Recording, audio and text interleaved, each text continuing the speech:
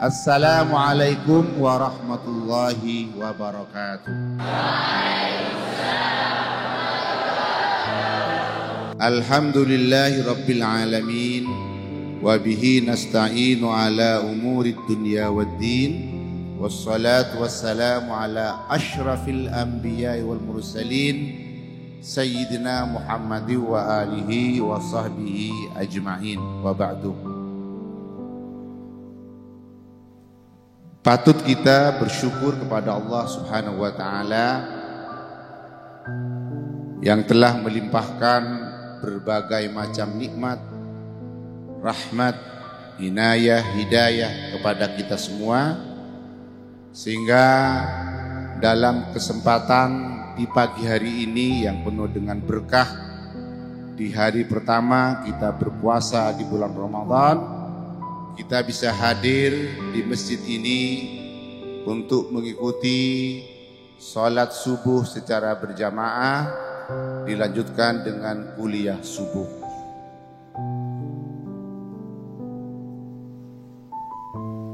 Bersyukur kepada Allah itu merupakan ibadah yang maknanya sangat besar. Semakin orang pandai bersyukur, maka akan semakin banyak nikmat yang akan dia terima dari sisi Allah Subhanahu wa ta'ala. Maka sebagai hamba yang saleh, kita harus selalu pandai bersyukur kepada Allah Subhanahu wa ta'ala. Karena tidak ada satu detik dari kehidupan kita kecuali Allah menurunkan nikmat dan rahmatnya kepada kita. Ma'asyiral hadirin rahimakumullah.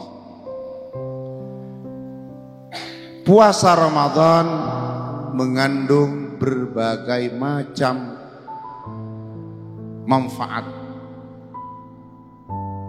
Puasa Ramadan memiliki banyak hikmah yang bisa kita ambil. Bahkan kalau kita membahas tentang hikmah puasa di bulan Ramadan sepanjang 30 hari atau 29 hari kita berpuasa, waktu itu tidak cukup.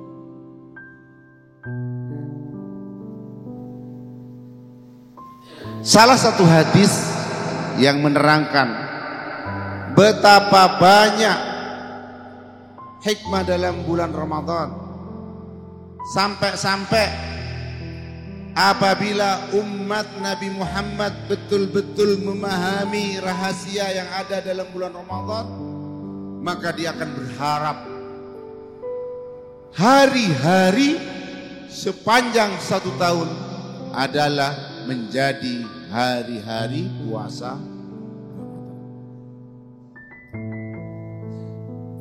Beliau bersabda, "Lau ta'lamu ummati ma fi Ramadan, latamannau an takuna sanatu kulluha Ramadan."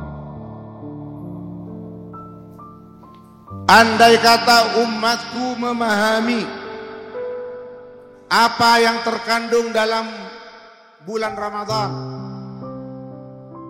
hikmahnya, manfaatnya, keberkahannya, maka mereka akan berharap supaya sepanjang tahun menjadi bulan Ramadan. Subhanallah.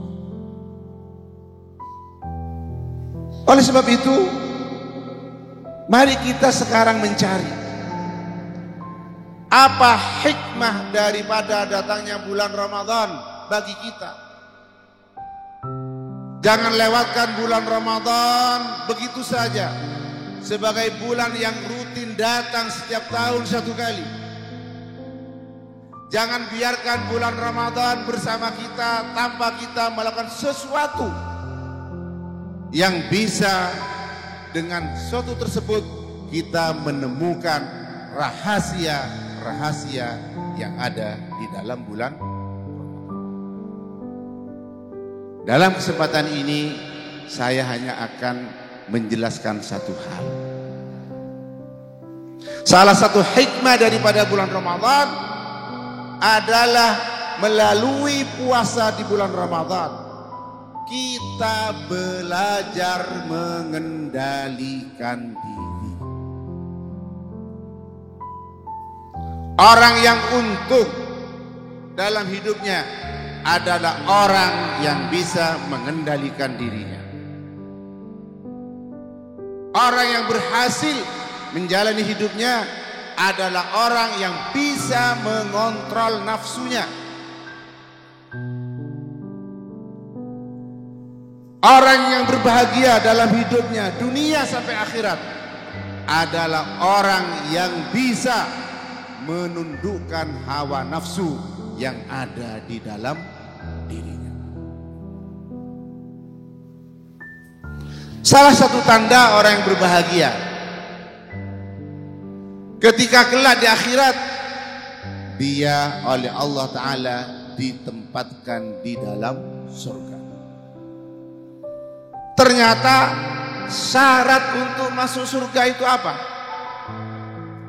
Syaratnya adalah mau melakukan hal-hal yang tidak enak.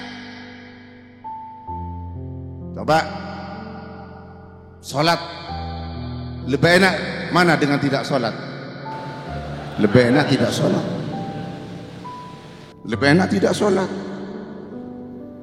Enak tidur. Puasa dengan tidak puasa, lebih enak mana bagi nafsu kita?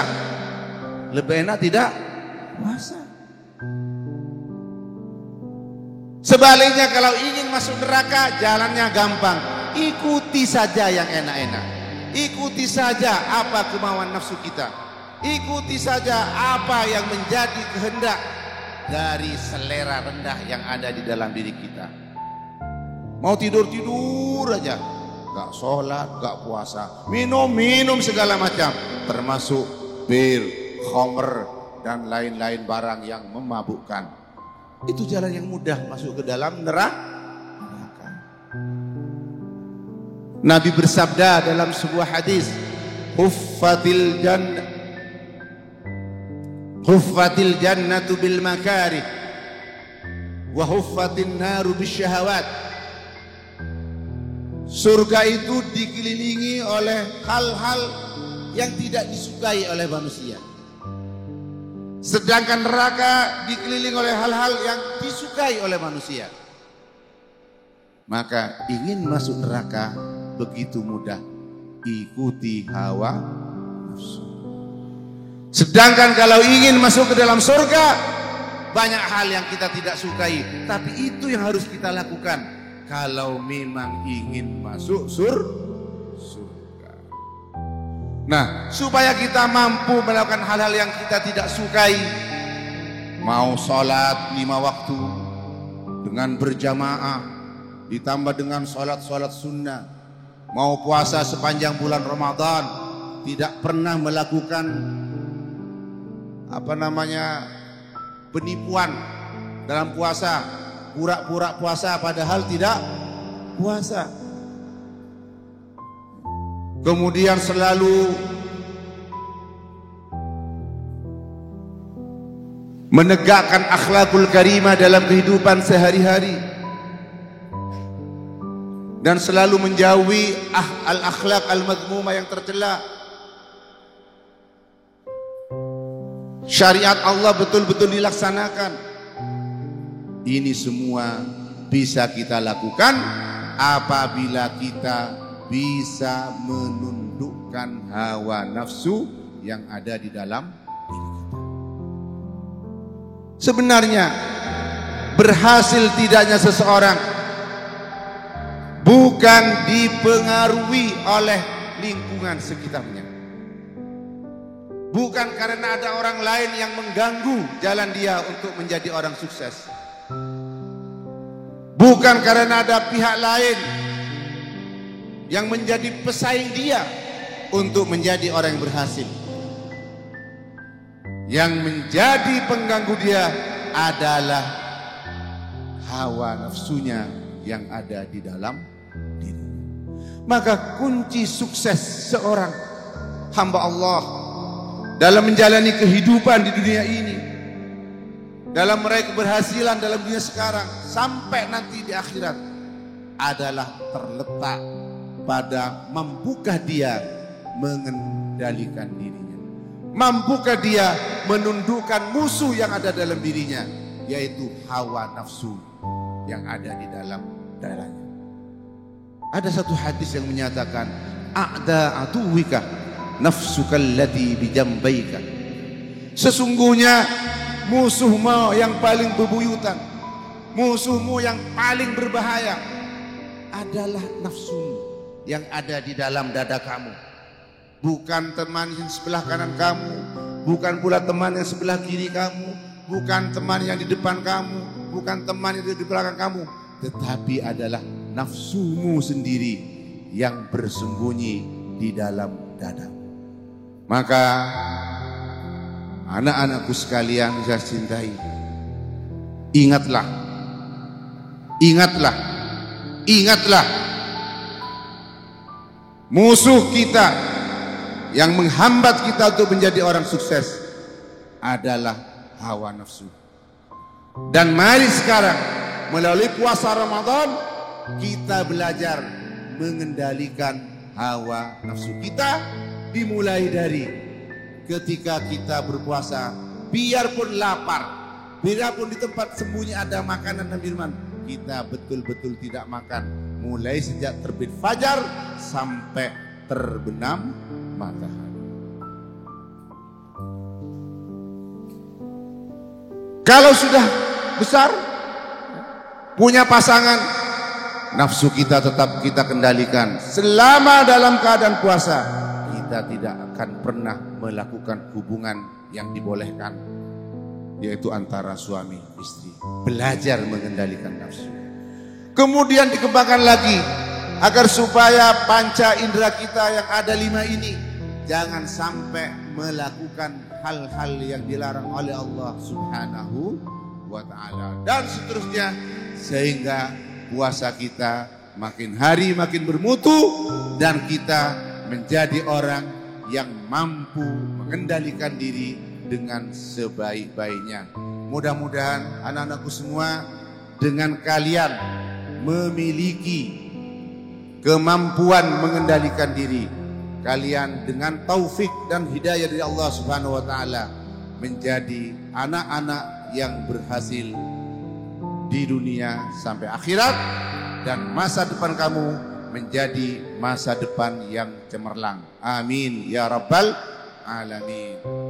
Inilah kuliah subuh yang bisa saya sampaikan pada pagi hari ini. Intinya satu, tentang apa? Pengendalian nafsu. Mari belajar mulai dari sekarang. Jangan suka mencaci maki teman-teman kamu di sekitar kamu. Jangan mau mengambil hak milik yang bukan milik kamu. Ya.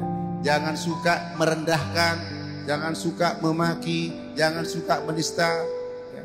Jangan pula suka membuat berita-berita bohong yang bisa mengganggu suasana kenyamanan, pertemanan, dan sebagainya.